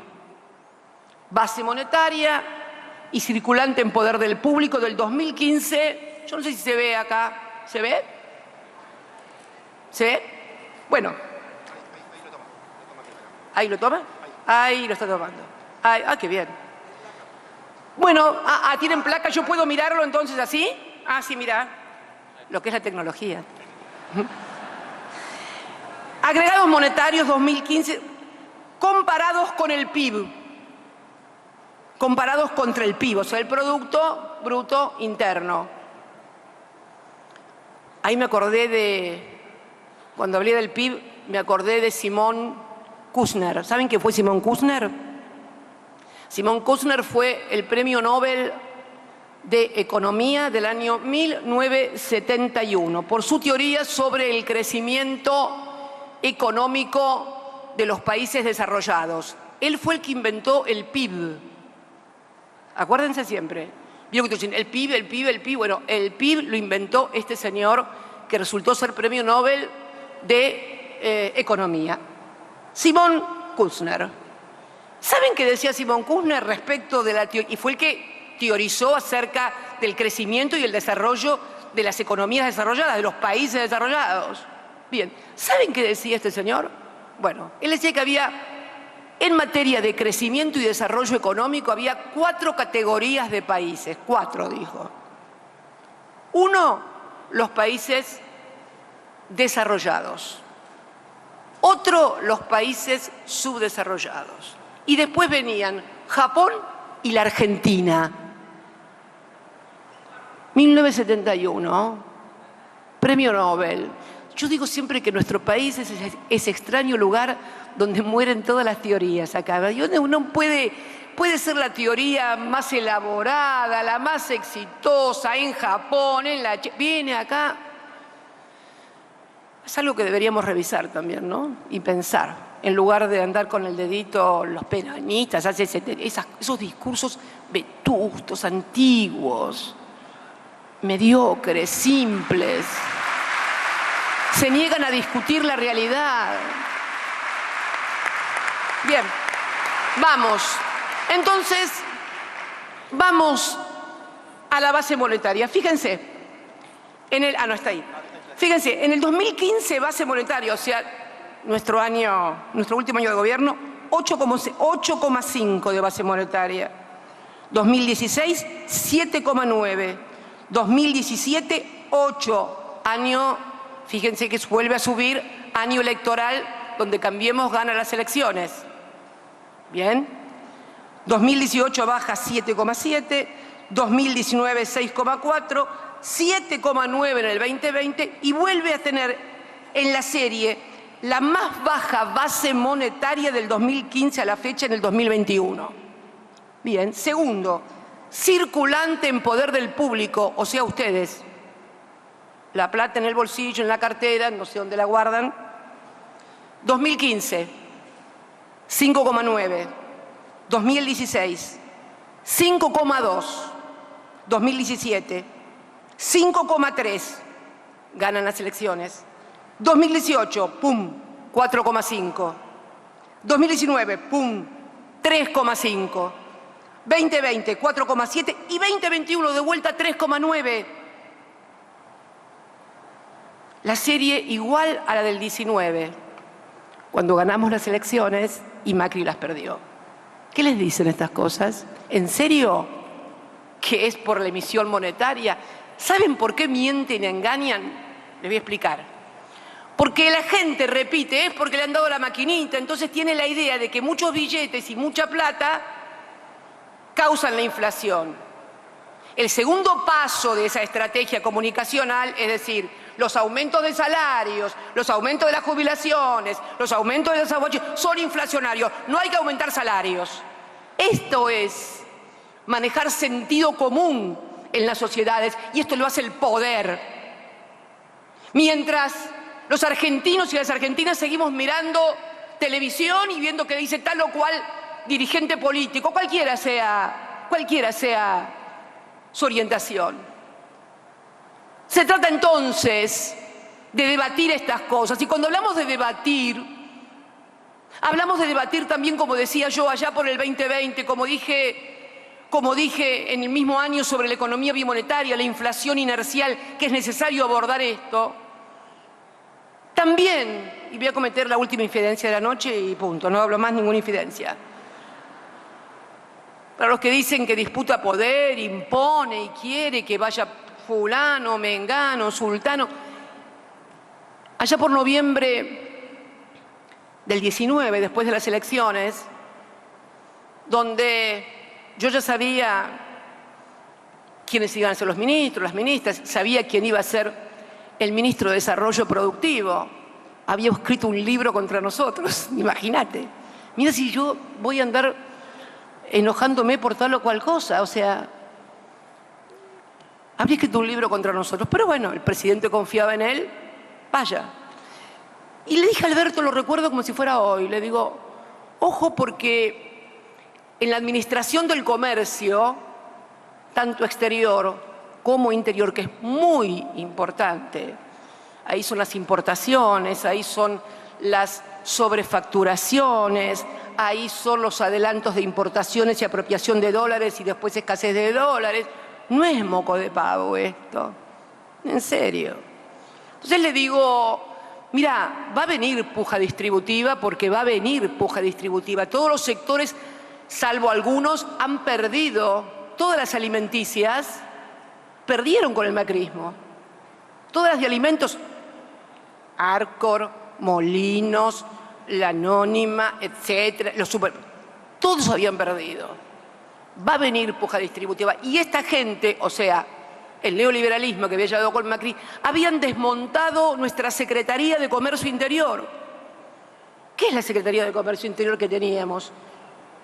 Una estructura con capilaridad territorial, funcional, con call centers, con todo lo que una estructura de comercio interior, porque la habían desmontado. ¿Y cómo no la iban a desmontar? Si quien fue secretario de Comercio Interior, esos son los precios, era el sobrino del dueño de una cadena de los supermercados más grandes de la Argentina.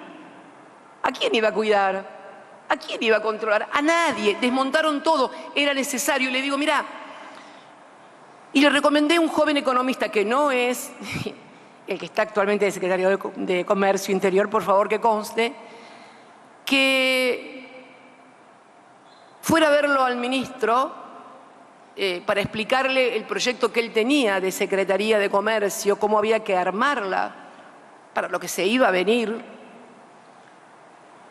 Y me acuerdo que, bueno, es un joven economista muy bueno y con mucho expertise y mucho trabajo sobre regulaciones, monopolios, en fin, todas esas cosas, que vuelvo a repetir, no es el que está. Y cuando fue a verlo, el ministro dijo, no, nosotros no vamos a hacer lo que hicieron ustedes. No, esto va a ser diálogo, consenso, no vamos a intervenir. Ustedes tenían un criterio muy intervencionista. Y ahí me di cuenta, un poquito más, no ese momento, dije, bueno, y pusieron a otra persona, otra compañera. Este compañero no fue.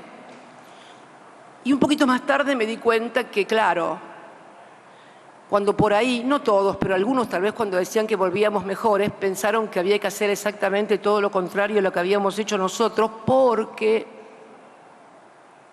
se tragaron el amague de que los problemas que teníamos eran por los modales, porque no dialogábamos, porque no consensuábamos, porque no...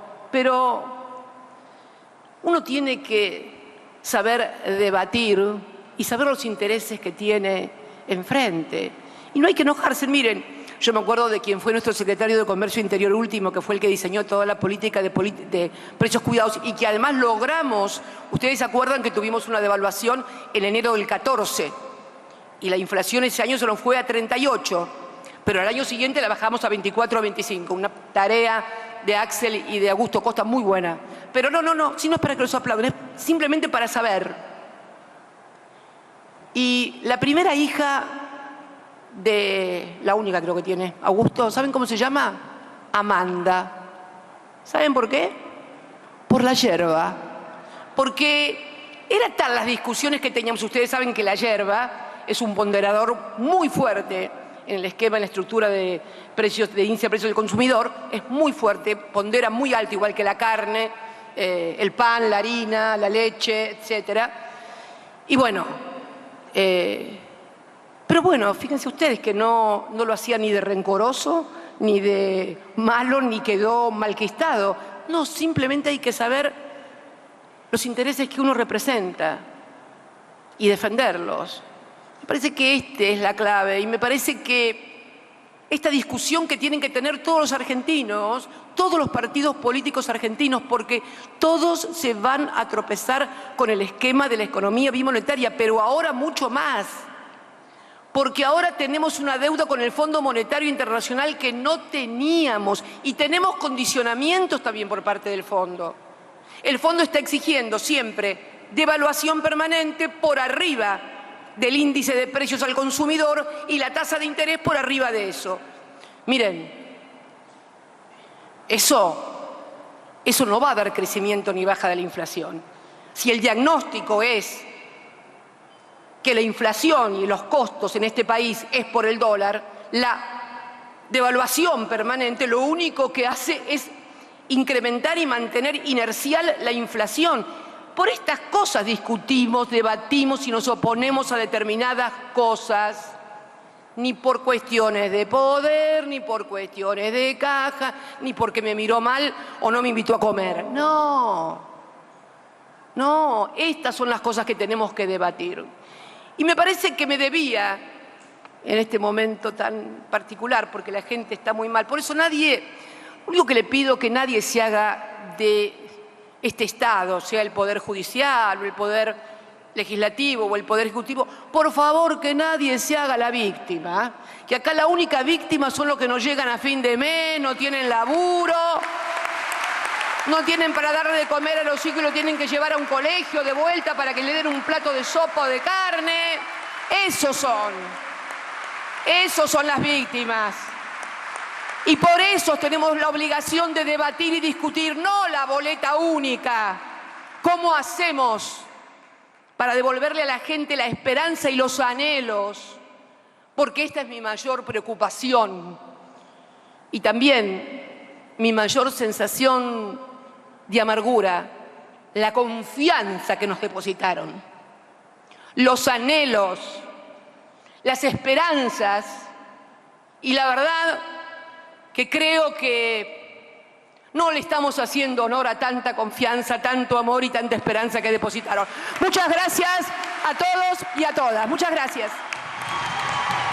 Estas fueron las palabras de nuestra señora vicepresidenta de la Nación, Cristina Fernández de Kirchner, doctora honoris causa, entregado este título honorífico por la Universidad Nacional del Chaco Austral. Muchísimas gracias a todos y todas por acompañar esta ceremonia. Damos por concluido este acto. A todos y todas, gracias. Gracias.